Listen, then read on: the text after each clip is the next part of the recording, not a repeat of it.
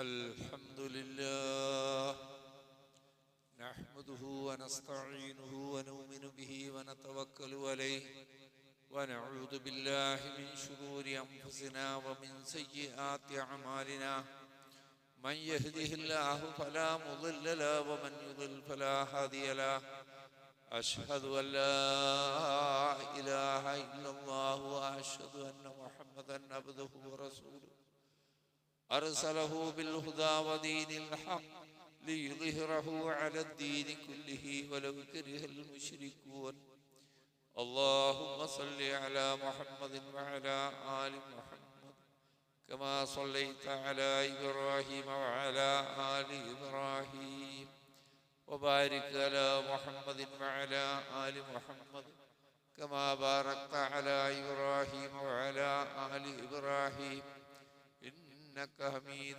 مجيد أما بعد فإن خير الكلام كلام الله وخير الهدي هدي محمد صلى الله عليه وسلم وشر الأمور محدثاتها وكل محدثة بدعة وكل بدعة ضلالة أيها الناس أوصيكم عباد الله وإياي بتقوى الله أعوذ بالله من الشيطان الرجيم يا أيها الذين آمنوا كتب عليكم الصيام كما كتب على الذين من قبلكم لعلكم تتقون സൃഷ്ടാവും പ്രപഞ്ചനാഥനുമായ അല്ലാഹുവിനെ സൂക്ഷിച്ച് ജീവിക്കണമെന്ന് ആദ്യം എന്നോടും പിന്നീട് നിങ്ങളോടും വസിയത്ത് ചെയ്യുന്നു. പരമകാരുണ്യകനായ അല്ലാഹു നമ്മെ അനുഗ്രഹിക്കട്ടെ. പരിശുദ്ധ റമദാൻ നമ്മുടെ തൊട്ടു മുമ്പിൽ എത്തി നിൽക്കുകയാണ്. അല്ലാഹുവിന്റെ പ്രിയപ്പെട്ട ദാസന്മാർ റമദാനിനെ സ്വീകരിക്കുന്ന വിധം സ്വീകരിക്കാൻ അല്ലാഹു നാം ഏവർക്കും തൗഫീഖ് നൽകി അനുഗ്രഹിക്കുമാറാകട്ടെ. പ്രിയ സഹോദരങ്ങളെ, ഒരു ദിനം റസൂലുള്ളാഹി സ്വല്ലല്ലാഹു അലൈഹി വസല്ലം സഹാബത്തിനെ നോക്കിക്കൊണ്ട് പറഞ്ഞു, യാ അയ്യുഹന്നാസ് ഇന്നഹു ഖദ് അവല്ലക്കും ശഹറുൻ അദീം ശഹറുൻ മുബാറക്. ജനങ്ങളെ, കാര്യം നിങ്ങൾ മനസ്സിലാക്കണം. ഒരു മഹത്തായ മാസം, ഒരു അനുഗ്രഹീതമായ മാസം നിങ്ങൾക്ക് തണലിട്ട് തന്നിരിക്കുന്നു. റമദാൻ നോമ്പ് നിർബന്ധമാക്കപ്പെട്ട സന്ദർഭത്തിൽ റസൂലുള്ളാഹി സ്വല്ലല്ലാഹു അലൈഹി വസല്ലം സഹാബത്തിനോട് പറയുകയാണ്, നിങ്ങൾക്ക് തണലേകുന്ന വിധം മഹത്തായ ഒരു മാസം, ബർക്കത്തുള്ള ഒരു മാസം, അതിലെ മുഴുവൻ ബർക്കത്തും ലഭിക്കുന്നവരിൽ അല്ലാഹു നാം ഏവരെയും ഉൾപ്പെടുത്തി അനുഗ്രഹിക്കുമാറാകട്ടെ.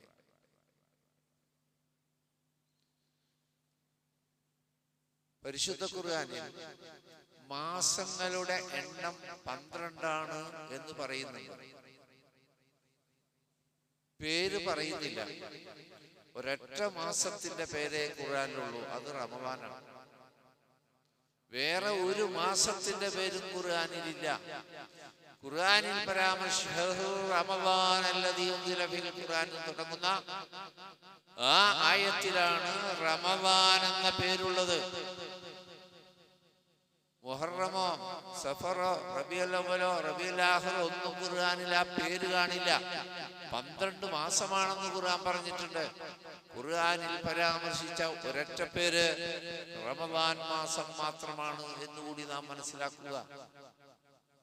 റസൂലുള്ളാഹി സത്യവിശ്വാസികൾക്ക് ഒരു സന്തോഷ വാർത്ത കൂടി അറിയിച്ചു. ആ പരിശുദ്ധ റമദാൻ ആഗതമായാൽ ഫുതിഹത്ത് അബ്വാബുൽ ജന്ന, സ്വർഗ്ഗത്തിന്റെ വാതിലുകൾ തുറക്കപ്പെടും. വഗുല്ലികത്ത് അബ്വാബുൻ നാർ, നരകത്തിന്റെ വാതിലുകൾ കൊട്ടിയടക്കപ്പെടും. വസുൽസിലത്തി ശയാത്തീൻ, പിശാചുക്കൾ ചങ്ങലകളിൽ ബന്ധിതമാകും. ആ വചനം ഒന്ന് ശ്രദ്ധിക്കൂ, ഒന്നുകൂടി ശ്രദ്ധിക്കൂ. ആ വചനം നല്ലോണം ശ്രദ്ധിക്കണം. സ്വർഗത്തിന്റെ വാതിലുകൾ തുറക്കപ്പെടും, തുറന്നു തന്നെ കിടക്കും. നരകത്തിന്റെ വാതിലെല്ലാം അടച്ചു പൂട്ടും. മനുഷ്യരെ പിഴപ്പിക്കുന്ന പിശാചുക്കൾ ചങ്ങലകളിൽ ബന്ധിതമാകും. ആ അനുഭവമുള്ളവരിൽ അള്ളാഹു നമ്മെ ഉൾപ്പെടുത്തി അനുഗ്രഹിക്കട്ടെ. നമുക്കറിയാം, റമദാൻ മാസത്തിലും അനേകം പേരെ പിശാച് വഴിപിഴപ്പിക്കുന്നുണ്ട് എന്നറിയാം. നരകത്തിലേക്ക് പോകാവുന്ന 100 കാര്യങ്ങൾ ഈ ലോകത്ത് നടന്നുകൊണ്ടിരിക്കുന്നുണ്ട്. റമദാൻ മാസത്തിലും സ്വർഗപ്രവേശനം നിഷിദ്ധമാകുന്ന അനേകം കാര്യങ്ങൾ ഈ റമദാൻ മാസത്തിലും നടക്കും. സത്യം മാത്രം പറയുന്ന റസൂൽ പിന്നെ പറഞ്ഞത് എന്താണ്? നമുക്കുള്ള ഓഫർ, സത്യവിശ്വാസികൾക്കുള്ള ഓഫറാ പറഞ്ഞത്. ആ ഓഫറാണ് നമ്മൾ സ്വീകരിക്കേണ്ടത്. എല്ലാവിധ ശരീരേച്ഛകളുടെയും പൈശാചിക പ്രേരണകളെയും പിടിയിൽ നിന്ന് അകന്ന് അതിനെ പ്രതിരോധിച്ചുകൊണ്ട് നരകപ്രവേശത്തിന് കാരണമാകുന്ന കാര്യങ്ങളിൽ നിന്ന് അകന്നു നിന്ന് റബ്ബിന്റെ സ്വർഗത്തിലേക്ക് പ്രവേശിക്കാൻ ഉതകുന്ന ഇബാദത്തുകളിലൂടെ, സൽക്കർമ്മങ്ങളിലൂടെ മുന്നേറാൻ സത്യവിശ്വാസിക്ക് നൽകുന്ന ഓഫറാണ്. ലോകത്ത് ഇഷ്ടം പോലെ തമ്മാടിത്തങ്ങളും അക്രമങ്ങളും ഹറാമുകളും തുടർച്ചയായി ശഅബാനെന്നോ റമദാനെന്നോ വ്യത്യാസമില്ലാതെ നടന്നുകൊണ്ടിരിക്കുന്നുണ്ട്. ശൈത്താൻ ലക്ഷക്കണക്കിന് മനുഷ്യരെ പിഴപ്പിച്ചുകൊണ്ടിരിക്കുന്നുണ്ട്. ലക്ഷക്കണക്കിന് മനുഷ്യര് നരകത്തിലേക്ക് പോകേണ്ടി വരുന്ന കർമ്മങ്ങളിൽ വ്യാപൃതരാണ്. സ്വർഗത്തെ അവഗണിച്ചുകൊണ്ട് ജീവിക്കുന്നവരാണ്. ഇത് നമുക്കുള്ളതാണ്, സത്യവിശ്വാസിക്കുള്ള ഓഫറാണ്. അതുകൊണ്ട് നരകത്തിൽ നിന്ന് മോചനം ആഗ്രഹിക്കുന്നവർ ഈ റമദാനിനെ ശരിയായ വിധം, നോമ്പിനെ ശരിയായ വിധം മനസ്സിലാക്കണം. സ്വർഗം കൊതിക്കുന്നവർ, അതിൽ പ്രവേശിക്കണമെന്ന് താല്പര്യമുള്ളവർ അതിനുതകുന്ന കർമ്മങ്ങൾ എങ്ങനെയാണ് എന്ന് കൃത്യമായി നാം മനസ്സിലാക്കണം. പിശാചിന്റെ ദുഷ്പ്രേരണകളെ പ്രതിരോധിക്കാതാവുന്ന രീതിശാസ്ത്രമെന്ത് എന്നും നാം കൃത്യമായി മനസ്സിലാക്കണം. റസൂൽ സല്ലല്ലാഹു അലൈഹി വസല്ലം പറഞ്ഞു, ഫൈന ഫിൽ ജസദി ലമുദ്ഗ, മനുഷ്യ ശരീരത്തിൽ ഒരു മാംസപിണ്ഡമുണ്ട്. ഫൈദാ സ്വലഹത് സ്വലഹൽ ജസദ് കുല്ലു, ആ മാംസപിണ്ഡം നന്നായാൽ അവന്റെ ശരീരം മുഴുവൻ നന്നായി. വൈദാ ഫസദത്, ആ മാംസപിണ്ഡം ഫസാദായാൽ ഫസദൽ ജസദ് കുല്ലു, അവന്റെ ശരീരം മുഴുവൻ ഫസാദായി, നാശമടഞ്ഞു. അല വഹിയൽ ഖൽബ്, അറിയണേ നിങ്ങൾ, ആ മാംസപിണ്ഡം ഹൃദയമാകുന്നു. അല്ലാഹു ഹൃദയശുദ്ധിയും ശരീരശുദ്ധിയും ഉള്ളവരിൽ നമ്മെ ഉൾപ്പെടുത്തി അനുഗ്രഹിക്കുമാറാകട്ടെ. നോമ്പിനെ പറ്റി പറയുമ്പോൾ ആദ്യമായി നാം മനസ്സിലാക്കേണ്ടത് ഹൃദയത്തിന്റെ, മനസ്സിന്റെ ശുദ്ധീകരണമാണ്. മനസ്സുമായി ബന്ധമില്ലാത്ത നോമ്പ് കൊണ്ട് യാതൊരു കാര്യവുമില്ല. ചടങ്ങായി ചെയ്യുന്ന കാര്യം കൊണ്ട്, ചടങ്ങായി ഇങ്ങനെ കാലങ്ങളായി നോമ്പ് പിടിക്കുന്നവരാണെന്ന നിലയിൽ നോമ്പ് പിടിച്ചത് കൊണ്ട് യാതൊരു കാര്യമില്ല. നമ്മുടെ ഹൃദയത്തെ സ്പർശിക്കാത്ത, നമ്മുടെ മനസ്സിനെ സ്പർശിക്കാത്ത നോമ്പ് കൊണ്ടൊരു കാര്യമില്ല എന്നർത്ഥം. ശരീരത്തിന്റെ കാര്യത്തിൽ നമ്മൾ ശ്രദ്ധയിൽക്കുന്നവരാണ്, അല്ലേ? ശരീരം എന്നും കുളിക്കണമെന്ന് ആഗ്രഹമുള്ളവരാണ്. ശരീരത്തിൽ അഴുക്ക് നീക്കണമെന്ന് ആഗ്രഹമുള്ളവരാണ്. വസ്ത്രം കഴുകി വൃത്തിയാക്കിയിട്ടേ നമ്മൾ പുറത്തു പോകാറുള്ളൂ. വേണമെങ്കിൽ സുഗന്ധം പൂശുകയും ചെയ്യും. ഒരു സമൂഹത്തിലേക്ക് ചെല്ലുമ്പോൾ അവർക്ക് പ്രയാസകരമാകുന്ന മോശപ്പെട്ട ഒരു മണം നമ്മിൽ നിന്ന് അവരിലേക്ക് ഉണ്ടാവരുത്, നമ്മൾ ശ്രദ്ധിക്കും. എന്നാൽ നമ്മൾ ഹൃദയത്തിന്റെ ശുദ്ധീകരണത്തിൽ എന്താണ് ചെയ്തു വെച്ചിട്ടുള്ളത്? എന്താ ചെയ്തുകൊണ്ടിരിക്കുന്നത്? ശരീരത്തിന്റെ പോഷണത്തിന് ഭക്ഷണം, പാനീയമൊക്കെ നമ്മൾ കഴിക്കും. ഹൃദയത്തിന്റെ പോഷണത്തിന് എന്താ നമ്മൾ ചെയ്തിട്ടുള്ളത്? വളരെ ശ്രദ്ധ ഉണ്ടല്ലോ നമുക്ക് ശരീരം. ആ ശരീരം ഖബറിൽ വെച്ച് ദ്രവിച്ച് മണ്ണടിയാനുള്ള ശരീരമാണ്. അതിനെക്കുറിച്ച് വളരെ ജാഗ്രത പുലർത്തുന്നു നമ്മൾ. എന്നും നിലനിൽക്കുന്ന ആ റൂഹിനെ പറ്റി അവഗണിക്കുകയും ചെയ്യുന്നു. നോക്കിയ ജീവൻ ശരീരത്തിൽ നിന്ന് മാറിക്കഴിഞ്ഞാൽ ആ ജഡത്തെ സംസ്കരിക്കും. മനുഷ്യരെല്ലാം ദിനങ്ങളെ കൊണ്ടതിന് ശരീരത്തിന് മാറ്റം വരും. അത് ദ്രവിച്ച് എല്ലുകളായി മണ്ണായി തീരുമെന്ന് നമുക്കറിയാം. അതറിയാത്ത ഒരു മനുഷ്യരുമില്ല. എന്നിട്ട് നമ്മൾ എന്ത് ജാഗ്രതയാണ് ശരീരത്തിന്റെ കാര്യത്തിൽ ചെയ്യുന്നത്? എന്നും നിലനിൽക്കുന്ന റൂഹല്ലേ? ആ റൂഹ് ഹൃദയവുമായി ബന്ധപ്പെട്ടതല്ലേ? അതിന്റെ പോഷണത്തിന് എന്താ നമ്മൾ ചെയ്യാറുള്ളത്? ശരീരത്തിന് രോഗം വന്നാൽ നമ്മൾ ചികിത്സിക്കാറില്ലേ? ഹൃദയത്തിന് രോഗം വന്നാൽ, മനസ്സിന്റെ രോഗത്തിന് എന്താ നമ്മൾ ചെയ്യുന്നത്? അത് പ്രതിരോധിക്കാൻ, രോഗത്തെ പ്രതിരോധിക്കാൻ അതിനെല്ലാം ഉതകുന്ന ഒരു ഇബാദത്താണ് കാരുണ്യവാനായ തമ്പുരാൻ നോമ്പിലൂടെ നമുക്ക് നൽകിയത്. അപ്പോ ഹൃദയത്തെയും മനസ്സിനെയും റൂഹിനെയും ഒക്കെ സ്പർശിക്കുന്ന വിധത്തിലായിരിക്കണം റമദാനിനെ സ്വീകരിക്കുന്നതും അതിന്റെ അനുഷ്ഠാനങ്ങൾ നമ്മൾ നിർവഹിക്കുന്നതും.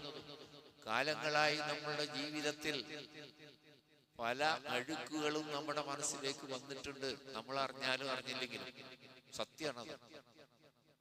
നമ്മുടെ ചിന്തകളിലൂടെ വരും, നമ്മുടെ വാക്കിലൂടെ വരും, നമ്മുടെ പ്രവൃത്തിയിലൂടെ വരും.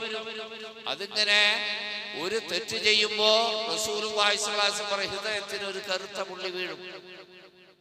ഉടനെ ഇസ്തിഗ്ഫാർ നടത്തുകയും അവന്റെ ജീവിതം നന്നാക്കുമ്പോൾ ആ പുള്ളി മാഞ്ഞു പോകും. മായ്ക്കുന്നില്ലെങ്കിൽ, തൗബ ചെയ്യുന്നില്ലെങ്കിൽ, അവൻ നല്ലതിലേക്ക് മാറുന്നില്ലെങ്കിൽ വീണ്ടും വീണ്ടും പുള്ളികൾ വീണ് തുടച്ചാലും മാച്ചാലും പോകാത്ത കറുത്ത അടയാളമായി ഹൃദയത്തിൽ പെട്ടുപോകും. അതിൽ നിന്ന് അല്ലാഹു നമ്മളെ കാത്തുരക്ഷിക്കട്ടെ. അല്ലാഹു സൃഷ്ടിച്ചത് നല്ല വിധത്തിലാ, മനുഷ്യരെ സൃഷ്ടിച്ചത് നല്ല വിധത്തിലാ.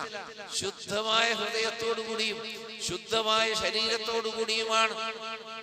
ലഖദ് ഖലഖനൽ ഇൻസാന ഫീ അഹ്സനി തഖ്വീം. ഏറ്റവും ചൊവ്വായ രീതിയിലാണ് നാം മനുഷ്യനെ പടച്ചത്. അല്ലാഹു പറയാണ്, പിന്നീട് അധമന്മാരിൽ അധമനാക്കി, താഴ്ന്നവരിൽ താഴ്ന്നവനാക്കി മാറ്റുകയും ചെയ്യും. അതെങ്ങനെ?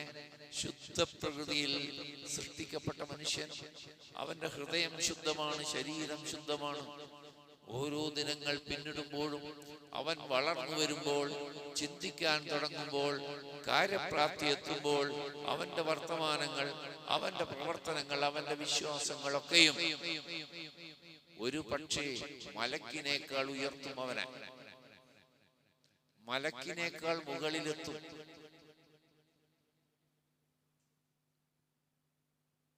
അള്ളാഹു വസ്തുക്കൾ സൃഷ്ടിച്ചിട്ട് മലക്കുകളോട് അതിന്റെ പേര് പറയാൻ പറഞ്ഞപ്പോ മലക്കുകൾ പറഞ്ഞു, ഞങ്ങൾക്ക് അറിയില്ലല്ലോ. അന്ന് പറയുന്നു, ആദമേ, മനുഷ്യൻ, ആദ്യത്തെ മനുഷ്യനോടെ മലക്കുകൾക്ക് ആ പേരൊക്കെ ഒന്ന് പറഞ്ഞു കൊടുക്കാൻ. മലക്കുകൾക്ക് മനുഷ്യൻ പേര് പഠിപ്പിക്കുന്നു. റബ്ബ് സൃഷ്ടിച്ച ആ ശുദ്ധതയിൽ നാം മുന്നോട്ട് പോവുകയാണെങ്കിൽ മലക്കുകളെക്കാൾ ഉയരാൻ കഴിയും. പക്ഷേ വികലമായ വിശ്വാസങ്ങളെ കൊണ്ട്, റബ്ബ് പൊറുക്കാത്ത മഹാപാപമായ ശിർക്കിന്റെ വിശ്വാസം കൊണ്ട്, കുഫറിന്റെ വിശ്വാസം കൊണ്ട്, നിഫാഖ് കൊണ്ട്, കിബ്ർ കൊണ്ട് മൃഗങ്ങളെക്കാൾ താഴ്ന്നു പോകും മനുഷ്യൻ. ഇത് സംഭവിച്ചുകൊണ്ടിരിക്കണം. നമ്മളിപ്പോ ഇന്നലെയും മിനിയാന്നും നാലാന്നൊക്കെ ഉള്ള വാർത്തകളൊക്കെ വായിക്കുമ്പോ ഞാനത് ഇവിടുന്ന് അങ്ങോട്ട് പറയണ്ടല്ല, എന്നേക്കാൾ നന്നായി നിങ്ങളത് അറിയുകയും വായിക്കുകയും ചെയ്യാം. മൃഗത്തെക്കാൾ താഴും എന്ന് തെളിയിക്കുകയാണ് മനുഷ്യന്മാർ. ഒരു സംഭവം എന്നല്ല, മൊത്തം നടക്കുന്ന സംഭവങ്ങളൊക്കെ മൃഗങ്ങൾ ചെയ്യാൻ മടിക്കുന്ന കാര്യങ്ങൾ മനുഷ്യൻ ചെയ്യുന്നു എന്നത് കാലങ്ങളായുള്ള അവന്റെ ജീവിതം, അവന്റെ ഒന്നാമത്തെ തെറ്റായ വിശ്വാസം,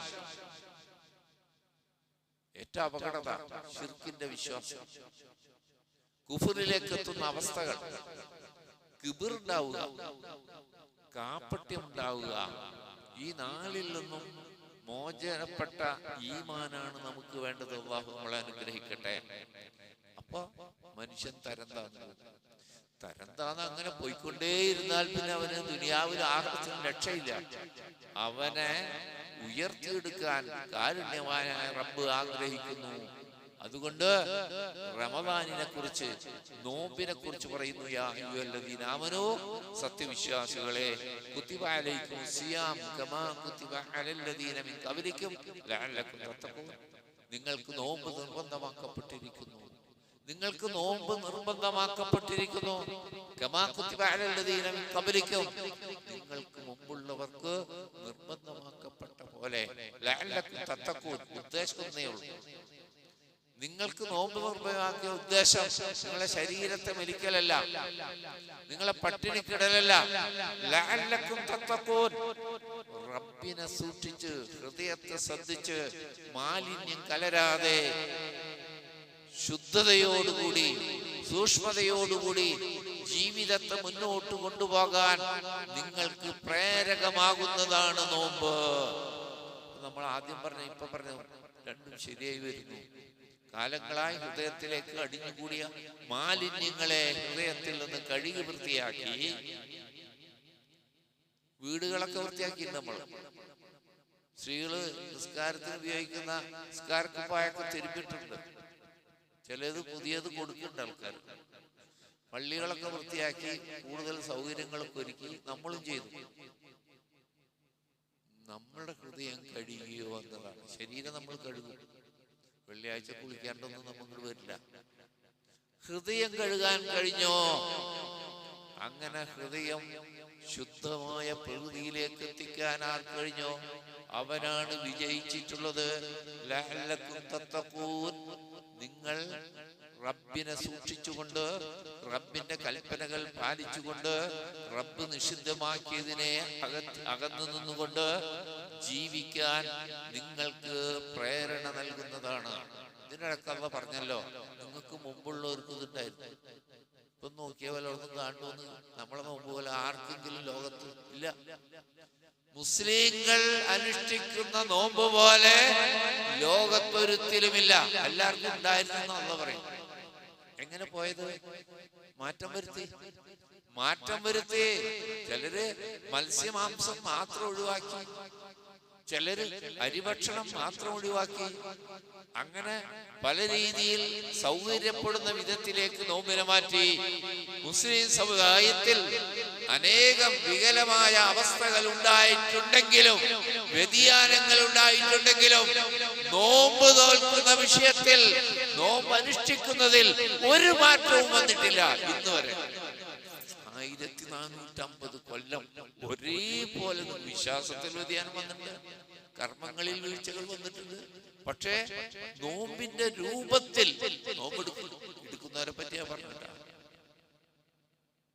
ഒരു ചെറിയ വ്യത്യാസം വരുത്താൻ ഈ സമുദായം തയ്യാറായില്ല. അല്ലാഹു പറയാണ്, നിങ്ങൾക്ക് മുമ്പുള്ളവർക്ക് ഇതുണ്ടായിരുന്നു.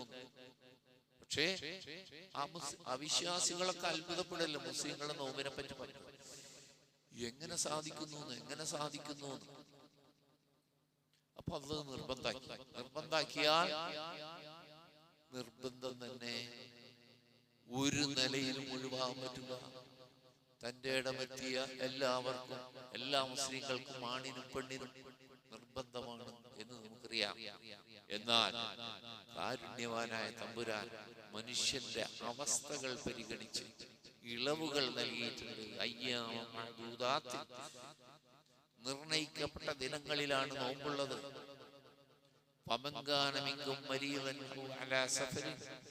രോഗം ബാധിച്ചു നോമ്പ് പിടിക്കുന്നത് പ്രയാസകരമാണ്. അല്ലെങ്കിൽ അലാ സഫരിൻ, ഒരു യാത്ര പോകേണ്ടി വന്നു അവര്, ദീർഘമായൊരു യാത്ര. നമ്മളങ്ങോട്ടും മൂന്നിലും കൊടുങ്ങല്ലൂരും പോയി വരുന്ന കാര്യമല്ല പറഞ്ഞത്. ഒരു യാത്ര എന്ന് പറയാവുന്ന വിധമുള്ള ഒരു യാത്ര. അവർക്ക് മറ്റു ദിനങ്ങളിൽ ആ നോമ്പ് പിടിച്ച് വീട്ടിയാൽ മതി. നമസ്കാരത്തിന് ഇല്ലാത്ത ഒരളവ് നോമ്പിൽ. നമസ്കാരത്തിന് കളായില്ല കേട്ടാ, കളായില്ല, ഒരു നിലക്കും കളായില്ല നമസ്കാരത്തിന്. അപ്പൊ ഒരു നിസ്കാരം അങ്ങോട്ട് പോയാലാ പോയി. അതന്നെ ഖിയാമത്ത് നാൾ വരെ പിന്നെ നിസ്കരിക്കാൻ പറ്റില്ല ഒരാളെ നിസ്കാരം നഷ്ടപ്പെട്ടു എന്ന് വിചാരിക്കാം, പൊറുക്കലിനെ ചോദിക്കാന്നല്ലാണ്ട് വേറെ ഒരു മാർഗം നിസ്കരിച്ച് കിട്ടാൻ പറ്റില്ല. കാരണം അങ്ങനത്തെ നിസ്കാരം അള്ളാഹ്ക്ക് വേണ്ടാന്നുള്ള പറഞ്ഞത്. അതുകൊണ്ടാണ് നിങ്ങക്ക് സമയം പാലിച്ച് കൃത്യമായിട്ട് ചെയ്യാൻ പറ്റുമെന്ന് ചെയ്താൽ മതി. അപ്പൊ അള്ളാഹ്ക്കൊരു നിർബന്ധമൊന്നുമില്ല. നോമ്പ് അങ്ങനെയല്ല. അതുപോലെ സ്ത്രീകൾക്ക് അശുദ്ധിയുടെ കാലമുണ്ടാവും, അപ്പൊ നോമ്പ് പിടിക്കാൻ പറ്റൂല. അവർ പിന്നീട് വരുന്ന ശുദ്ധി കാലത്ത് അത് നിർവഹിക്കണം. അതാണ് അള്ളാഹ് പറഞ്ഞത്.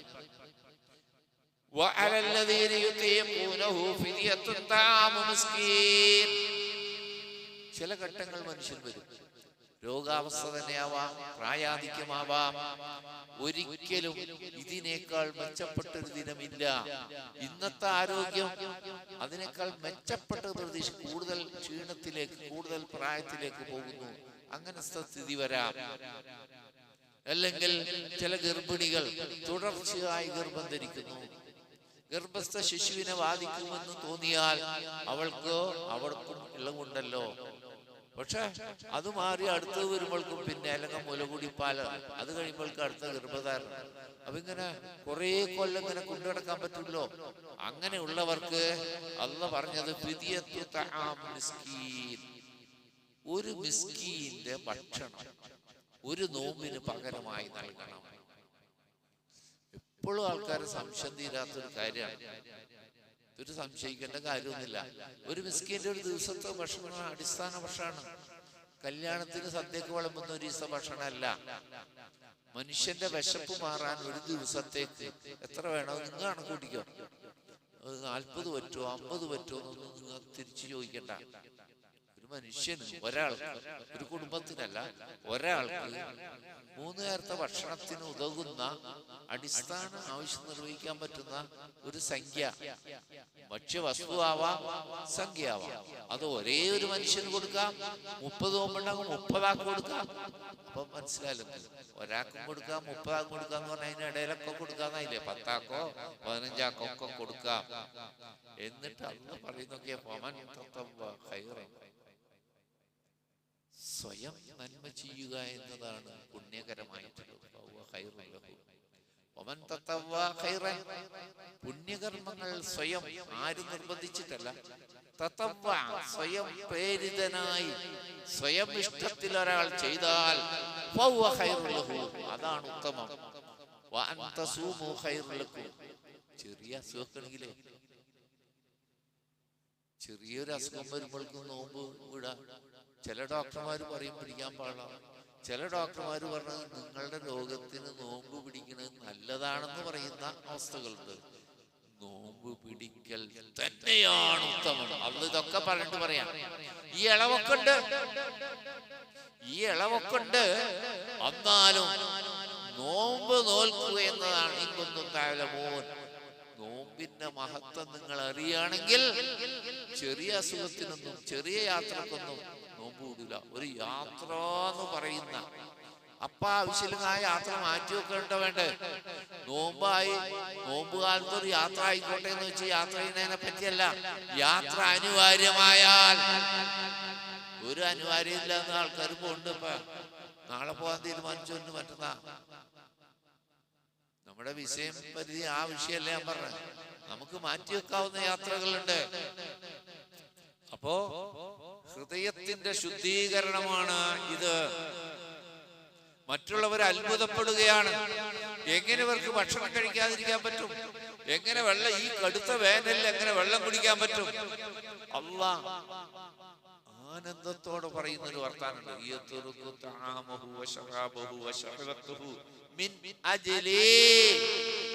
എന്റെ ദാസൻ, അല്ലാഹ് പറയാണ്, എന്റെ ദാസൻ ആ പറച്ചിൽ തന്നെ ഇഷ്ടത്ര അല്ലാഹ്ക്ക്. അവന്റെ ഭക്ഷണം ഉപേക്ഷിക്കുന്നത്, അവന്റെ പാനീയം ഉപേക്ഷിക്കുന്നത്, അവന്റെ വികാരങ്ങളെ അടക്കി വെക്കുന്നത് ഞാൻ കാരണം, എനിക്ക് വേണ്ടിയാണ്. അതുകൊണ്ട് നോമ്പ് എനിക്ക് നമസ്കാരം അല്ലാഹുള്ളതാണ്, ഹജ്ജ് അല്ലാഹുള്ളതാണ്, ഉംറ അല്ലാഹുള്ളതാണ്, സക്കാത്ത് അല്ലാഹുള്ളതാണ്, എല്ലാ ഇബാദത്തും അല്ലാഹുള്ളതാണ്. എന്നിട്ടും അല്ലാഹ് പറയുന്നു അസ്സിയാമു ലീ. എന്തായിരിക്കും അതിന്റെ കാരണം? നോമ്പ് എനിക്കാണ്. എന്താ? നമ്മൾ നിസ്കരിക്കുന്ന മറ്റുള്ളവർക്ക് കാണാല. നമ്മൾ നിസ്കരിക്കില്ലേ? ആ പള്ളി വന്ന എല്ലാരും കാണൂലേ? വീട്ടിൽ നിന്ന് വീട്ടുകാരൊക്കെ കാണൂലേ? ഹജ്ജ് ചെയ്യുന്നതാ ലക്ഷക്കണക്കിന് ആളുകൾ. സക്കാത്ത് രഹസ്യമായിട്ട് കൊടുത്താല് വാങ്ങുന്ന ആളറിയില്ലേ? സക്കാത്ത് രഹസ്യമായിട്ട് കൊടുത്താലൊക്കെ സദക്ക അയാൾക്കറിയാലോ, ആ വാങ്ങണം. നോമ്പിനൊന്ന് കാണിച്ച ഒരാൾക്ക് നോമ്പുണ്ടെന്നൊന്ന് കാണിക്കണം, എന്തെങ്കിലും അടയാളോ പ്രവൃത്തിയല്ല. ഒരു പ്രവൃത്തിയിലെ പ്രവൃത്തി ഉപേക്ഷിക്കുകയാണ്, എല്ലാം ഒഴിവാക്കുകയാണ് നോമ്പ്. അല്ലാഹ് പറയാണ് അതിന്റെ കൂലി ഞാൻ തന്നെ കൊടുക്കുന്നു, അതിന്റെ കൂലി ഞാൻ തന്നെ കൊടുക്കും. അൽ ഹസനത്തു ബി അശ്രി അംസാലിഹാ. ഇമാം ബുഖാരി ഉദ്ധരിക്കുന്ന ഹദീസാണ്. ഓരോ നന്മക്കും 10 തൊട്ടേ പ്രതിഫലം ആരംഭിക്കൂ. ഒരു നന്മക്ക് 10 അള്ളാഹ് രേഖപ്പെടുത്തുക, പ്രാഥമികമായത്. അത് സന്ദർഭവും സാഹചര്യവും ഈമാനനുസരിച്ച് തഖ്വയനുസരിച്ച് 700 അള്ളാഹ് ഉദ്ദേശിക്കുന്ന ഇരട്ടിയോ വർദ്ധിപ്പിക്കും. സാധാരണ മിനിമം 10 ഇരട്ടിയാ കൂലി. ഒരു തെറ്റ് ചെയ്താൽ ഒരു തെറ്റേ രേഖപ്പെടുത്തുള്ളൂ. റബ്ബിന്റെ കാര്യം നോക്കിയാൽ ഒരു തെറ്റേ രേഖപ്പെടുത്തുള്ളൂ. അതുകൊണ്ട് പ്രിയപ്പെട്ടവരെ, ഈ നോമ്പിനെ നമ്മൾ ശ്രദ്ധിക്കുക. നമ്മുടെ വയറ് വലിയൊരു പ്രശ്നമാണ്, വലിയൊരു പാത്രമാണ്, ഒരു സഞ്ചിയാണ്. നോമ്പിൽ ഈ ഭക്ഷണം അല്ലെങ്കിൽ വെള്ളമൊക്കെ ഒരു നിശ്ചിത സമയം വരെ, സുബഹി മുതൽ മഗ്രിബ് വരെ ആണല്ലോ. നബി സല്ലല്ലാഹു അലൈഹി വസല്ലം പറയാണ്, ആ ഹദീസ് ഇമാം മിഖ്ദാദ് ബിൻ മഅദി കർബ പറയാണ്, സമീഅതു റസൂലുള്ളാഹി സ്വല്ലല്ലാഹു അലൈഹി വസല്ലം മാ മലഅ ആദമിയുൻ ബിആഅൻ ശർറൻ മിൻ ബത്നിഹി. മനുഷ്യപുത്രന്മാരെ, മനുഷ്യരെ, അവന്റെ വയറിനെ പോലെ നിറച്ച മറ്റു മോശപ്പെട്ട ഒരു പാത്രം വേറെ ഇല്ല. നമ്മളെ പറ്റി നീ പറഞ്ഞേ, മനുഷ്യപുത്രൻ എന്ന് പറഞ്ഞാൽ, ആദമിന്റെ മക്കൾ എന്ന് പറഞ്ഞാൽ മനുഷ്യര് നിറക്കുന്ന പാത്രങ്ങളിൽ ഏറ്റവും മോശപ്പെട്ട പാത്രമാണ്.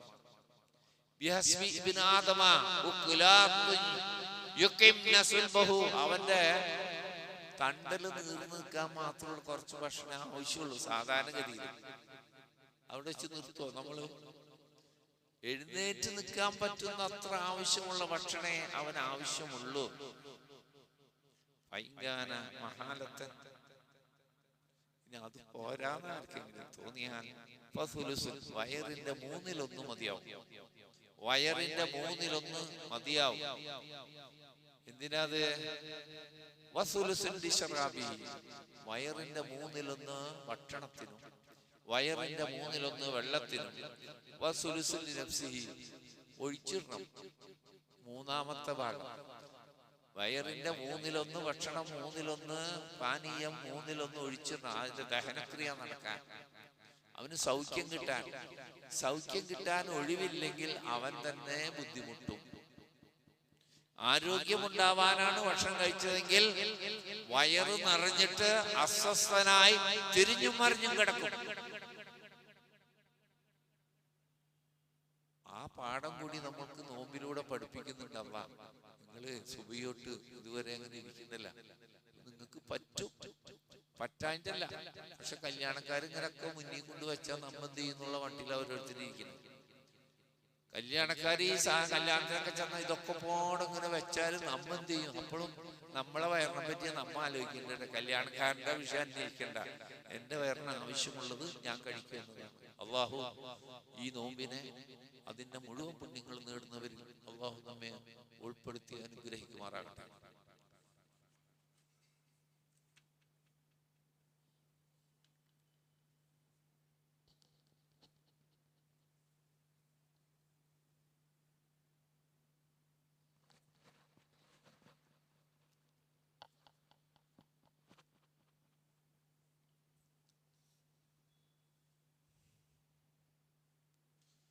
الحمد لله اللهم صل على محمد وعلى آل محمد أيها الناس أوصيكم عباد الله وإياكم بتقوى الله.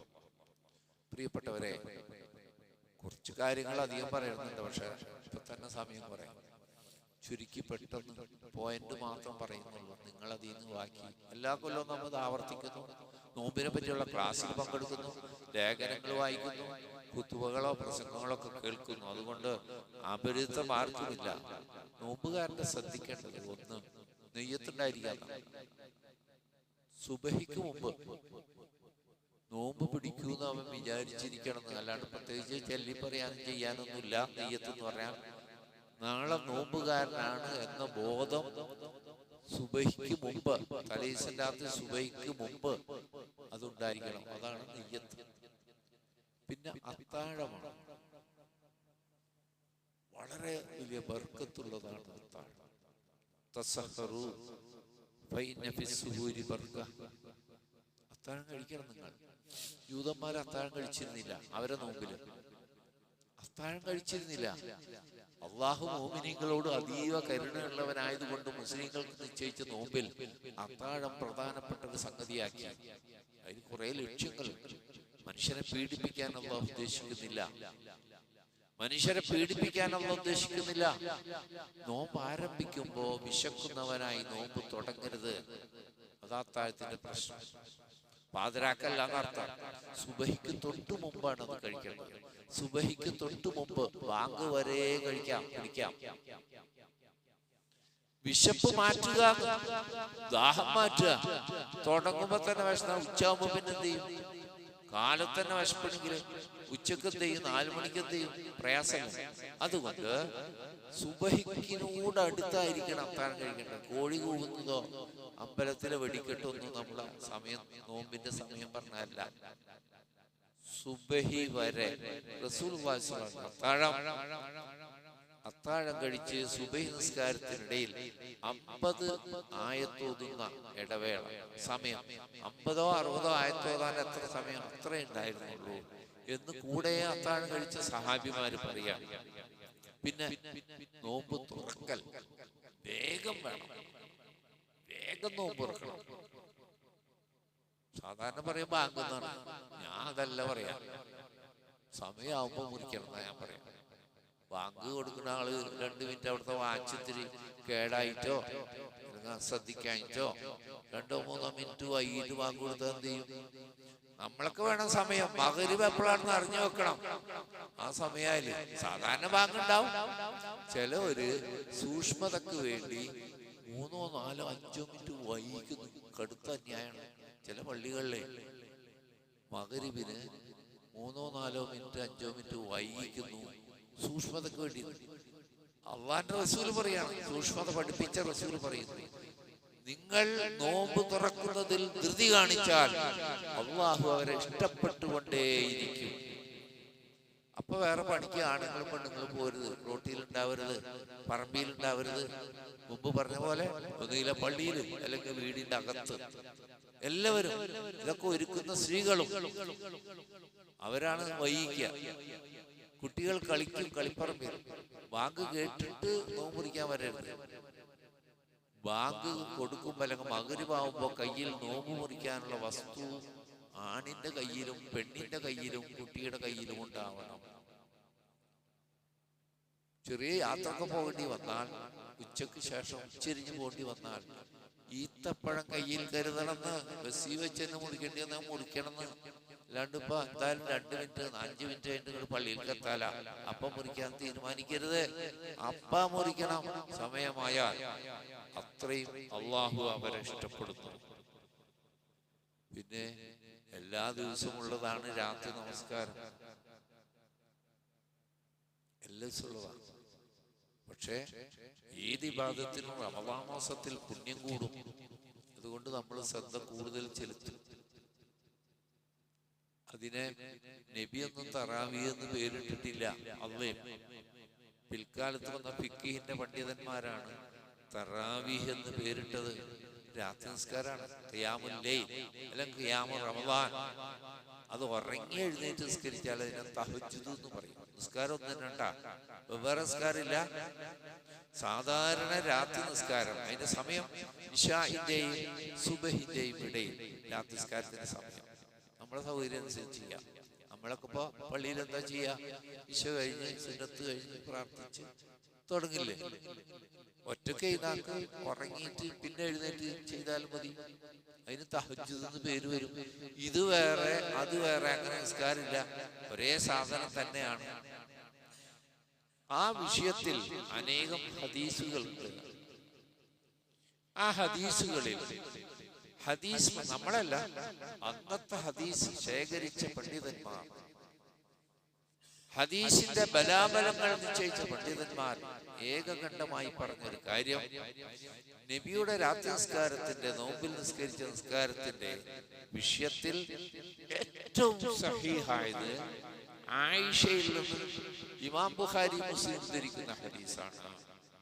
കുറെ ഹദീസുകളുണ്ട്, അതിൽ ഏറ്റവും ബലം ആയിഷത്ത ما كان يزيد في رمضان ولا في غيره لا 11 ركعة.